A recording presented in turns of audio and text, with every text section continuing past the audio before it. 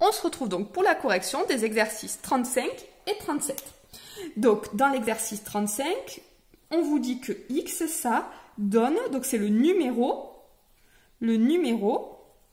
indiqué sur la bille. Et on vous demande de calculer l'espérance.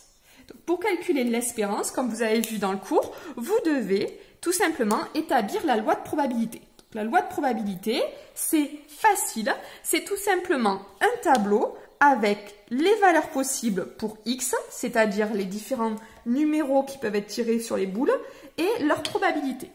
Donc, au niveau de l'exercice, je vois que le numéro qui peut être inscrit sur les boules, ça peut être ou 1, ou 5, ou 10, ou 20. Et maintenant, je vais calculer leur probabilité. Donc, je vois qu'il y a 1, 2, 3, 4, 5, 6, 7, 8, 9 billes. Il y en a une qui est marquée 10. Donc, il y a une chance sur 9 d'avoir la bille marquée 10 et une chance sur 9 d'avoir la bille marquée 20. Il y a ensuite 3 chances sur 9, c'est les billes vertes, d'avoir une bille marquée 1. Et 4 chances sur 9 d'avoir une bille marquée 5. Voilà, j'ai fait ma loi de probabilité. Et donc, pour calculer l'espérance, c'est facile. Il suffit que je multiplie en haut et en bas et j'ajoute. C'est-à-dire 1 fois 3 sur 9, plus 5 fois 4 sur 9, plus 10 fois 1 sur 9, plus 20 fois 1 sur 9. J'obtiens donc 53 sur 9, 20, 30, 40, 53 sur 9, soit à peu près 5,9. Comment je peux interpréter ce résultat? Ça vous sera souvent demandé.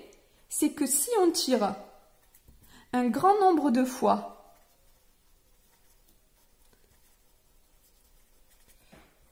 une bille dans le sac, donc ça en fait ça correspond à, si on répète un grand nombre de fois cette expérience, hein, si on a une bille dans le sac, virgule, on obtiendra en moyenne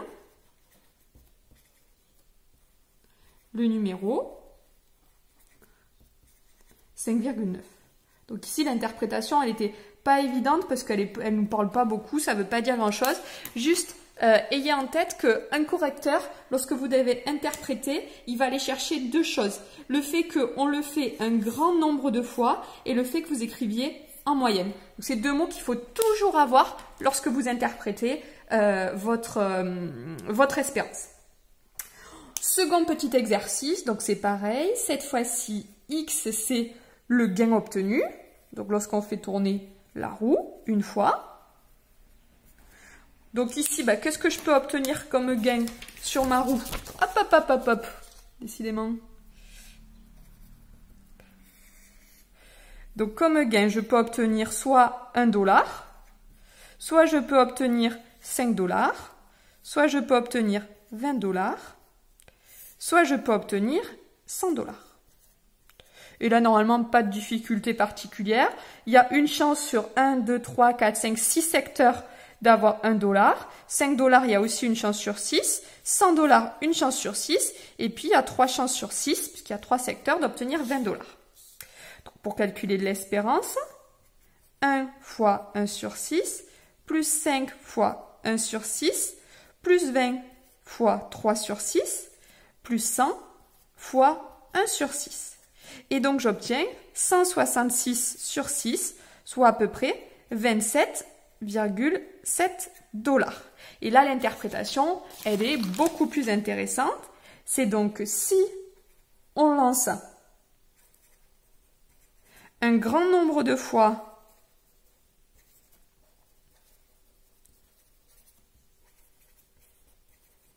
la roue, on obtiendra, on gagnera d'ailleurs, puisqu'on vous parle de gain ici, on gagnera en moyenne 27,7 $. Donc ici, comme tout à l'heure, vous remarquerez que j'ai fait apparaître un grand nombre de fois et le en moyenne, qui sont deux choses qu'on va aller voir pour votre expression de l'espérance. Allez, on se retrouve dans les deux derniers exercices.